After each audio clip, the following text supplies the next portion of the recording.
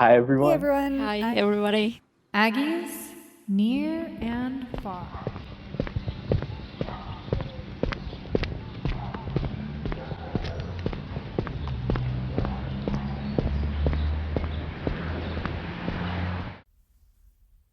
Hey everyone, I'm Marina Mautner, and I will be one of your 4 hosts today. In this episode, we were able to do 3 separate interviews about medical school in different countries and the US. We have 3 guests, Doctors Alan Martin, Rosa Rodriguez, and Joseph Fariolo, who were interviewed by 3 of our Aggies Near and Far production crew, Caden Emery, Justin Shane, and Renee Herrera. After our interviews, the production crew also had some reflection. We hope you enjoy our show and learn a bit about what it's like to come to the US to practice and research medicine from a different country.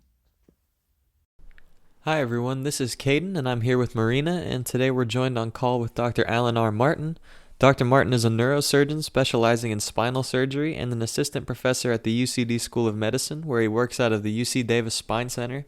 In addition, he is a leading researcher of advanced spinal cord imaging. He earned not only his MD but also his BASC and PhD from the University of Toronto. Dr. Martin, thanks so much for joining us. Thanks for having me. It's a pleasure. So let's start by talking about the University of Toronto. You obviously have quite a bit of history at that school, so what led you to study there in the first place?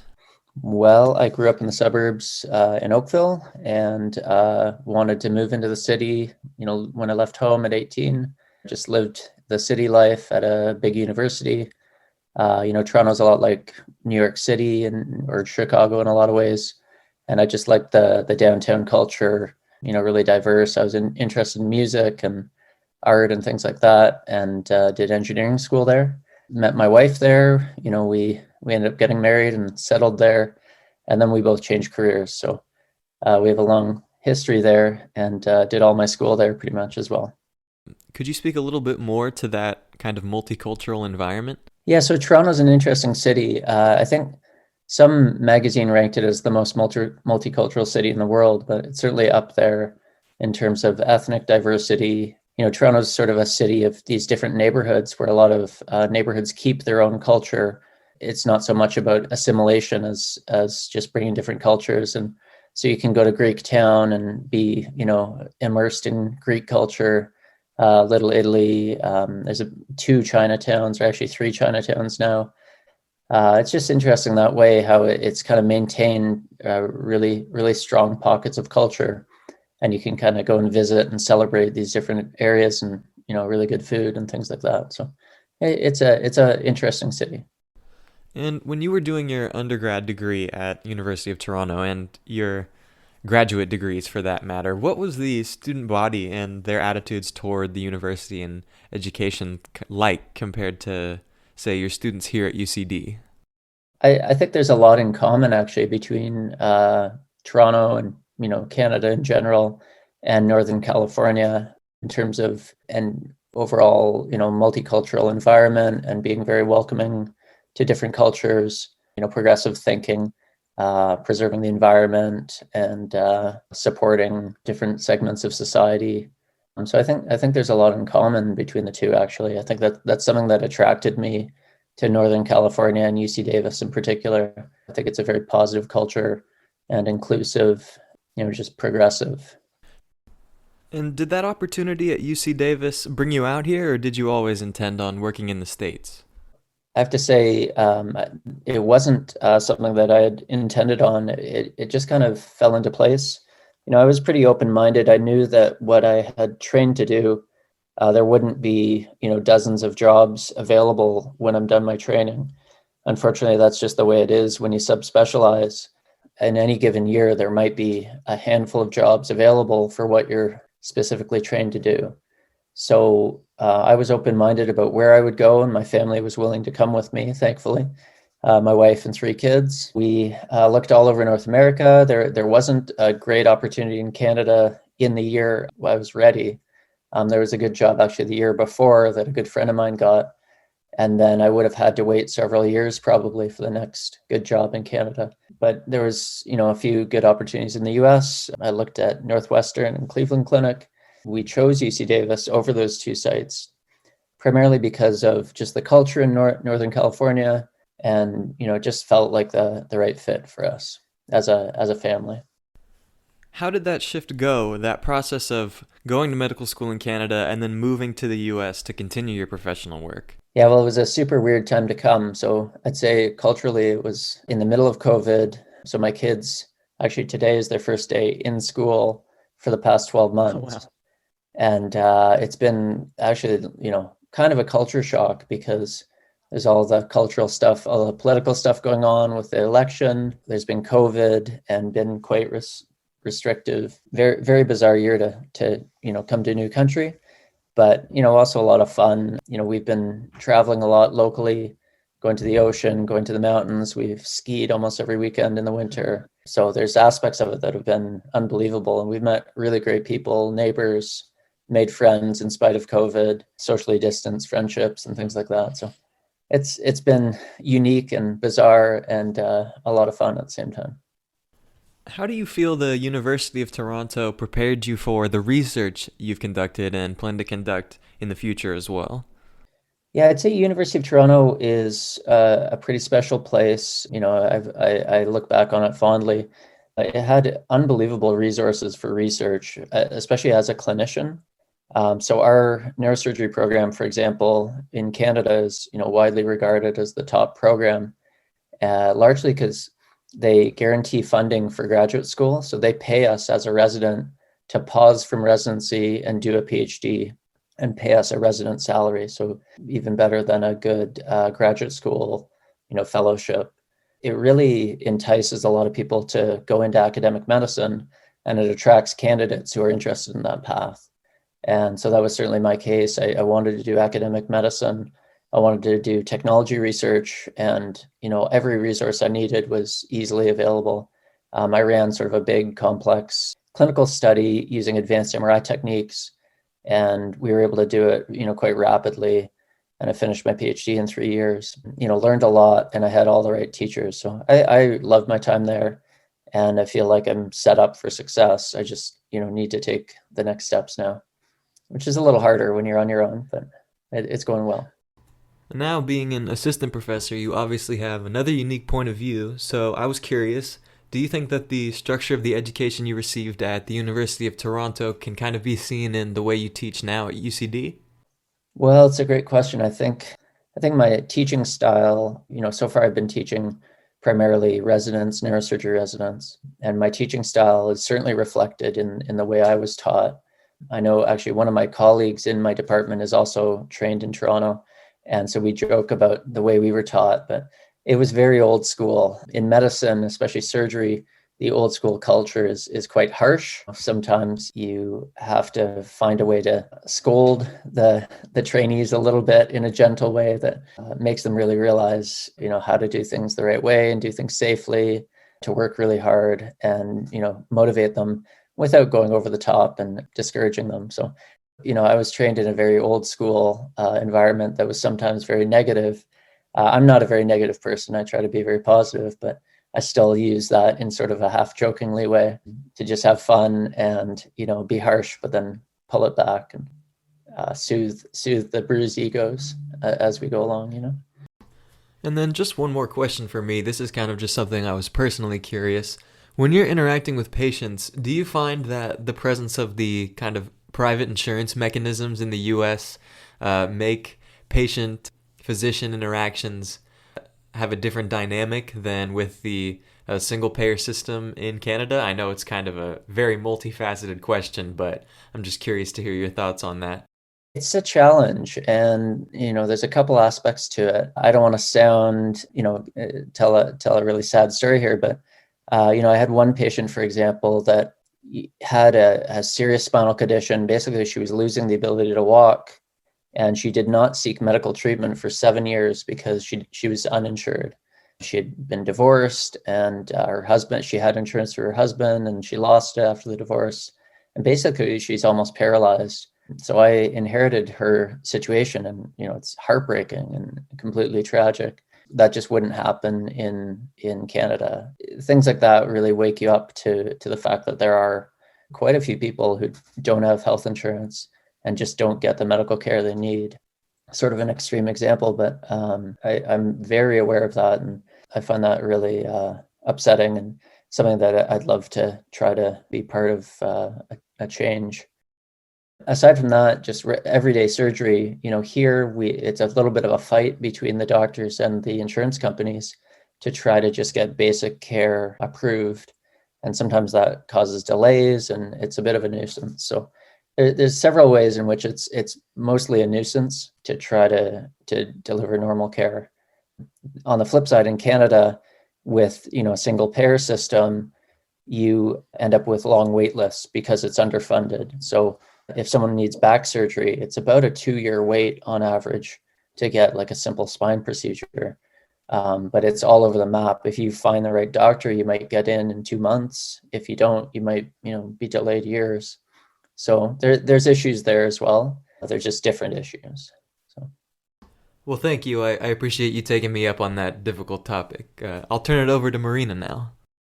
So I think a lot of times, definitely coming into this conversation as a PhD student, I studied abroad in Mexico, and I kind of have an idea of how difficult it is sometimes just logistically to go to another country, even within North America, professionally and then also academically. So a lot of my questions are like very much logistics and, how did you do this? Just so that we can give an idea to other students if they are listening to this.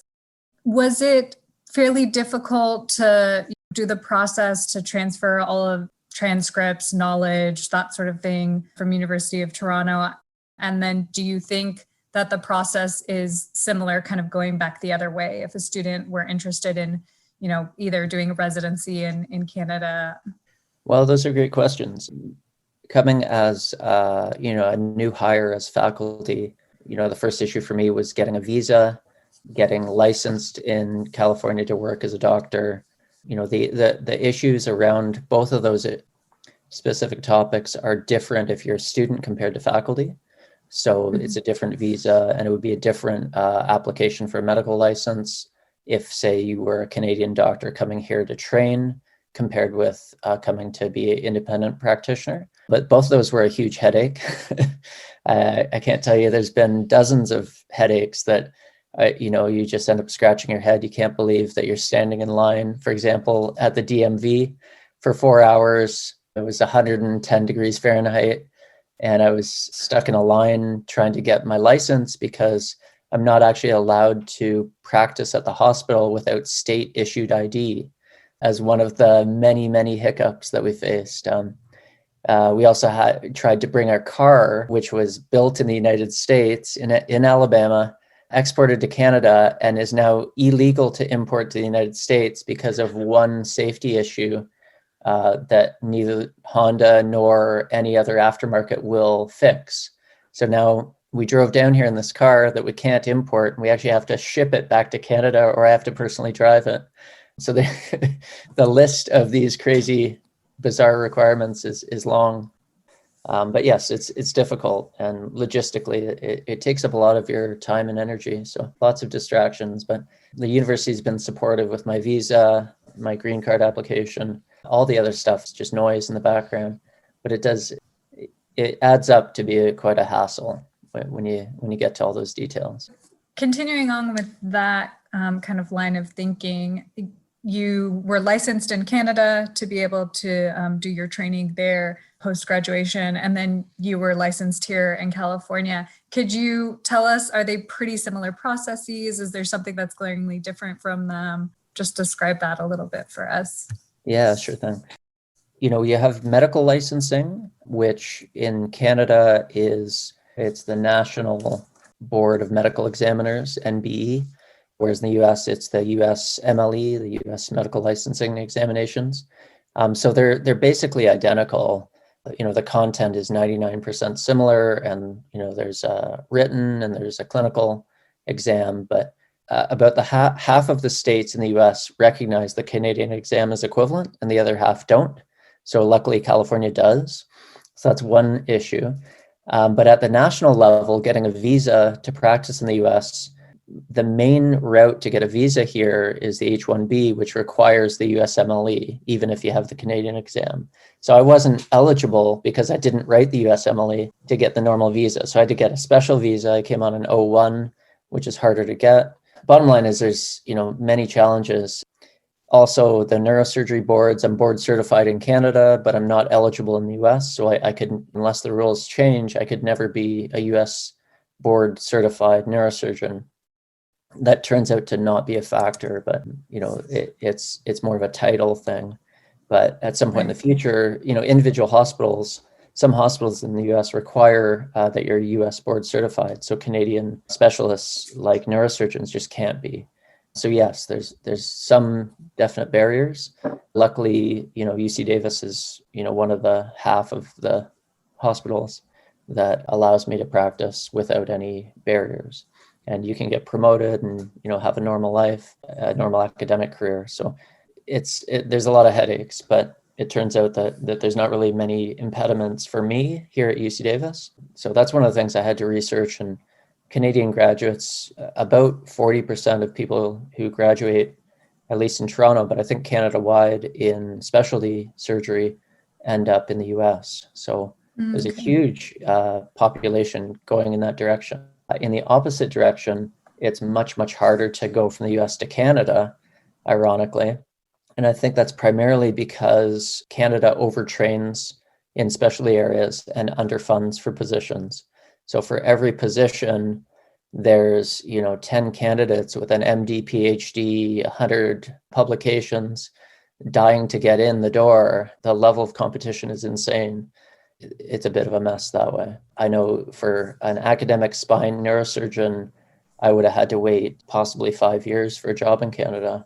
And it's just not tenable. I had a career before all this, so I'm a bit older. It just wasn't reasonable for me to wait that long. Yeah, actually, I was a little curious. You said you started in engineering. I also started in engineering. I'm still kind of along that line, but now I do a lot more policy. Do you think that starting in engineering changes how you are as a medical professional? Yeah, absolutely. I am much more of an engineer than I am of a traditional doctor personality. So, I approach things more from a systems point of view.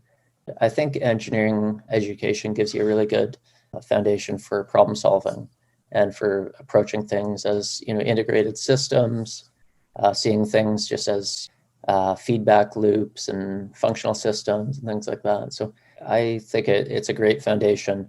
My knowledge of biology and of medical facts and things like that was very weak coming into medical school. So I knew I had a lot of ground to make up in that direction. A little known secret, I didn't even take high school biology. So I had to write a letter to do my prerequisite university biology courses because I had no interest when I was a high school student. So being an engineer in medicine, I think is unique, but it's all about diversity. So I think having engineers and then having people from a more traditional background, that mix is really what makes good ideas come together. And, it's just another aspect of diversity, I think, in training and in thinking patterns that makes great things come together. Mm-hmm.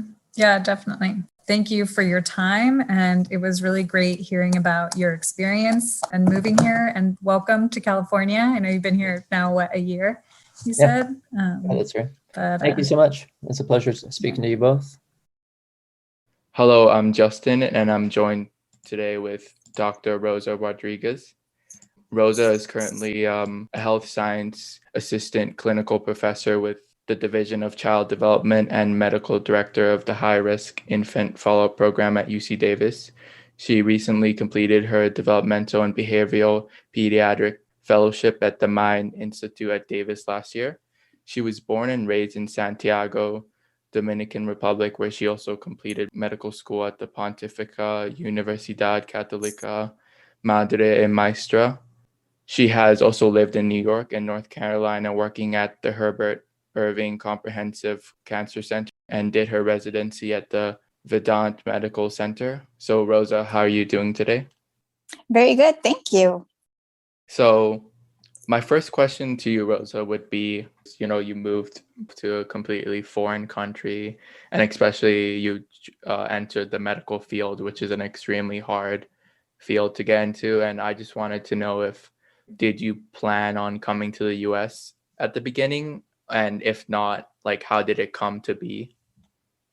Not at all. My goal had always been completing medical school. So specialty and fellowship, I always thought of either Spain or Argentina. But I met my husband, and we met in high school, but he also wanted to do medical school, and he wanted to come to the United States. He wanted to have his training here. So I just followed him. That was a big shift for my plans, right? Because it was like preparing and then coming back to the Dominican Republic. But for him, it was like, no, we're not coming back. We finish. Well, I mean, we do what we need to do and we stay there. So it was a definitely change of plans basically at the last minute for me. How difficult do you think it was, like, since you diverted from your original plan and then moved to the US? Like, how challenging do you think it was? It was very challenging. First of all, during medical school in the Dominican Republic, we, at that time, I don't know right now, it's been a million years now. At that time, you don't get prepared to pass the USMLE boards, right? Yeah. You don't get that training. You don't get that specific, like you don't have the time off to study for the steps while in medical school. So all of that I had to do after graduating from medical school. It was like me preparing for those tests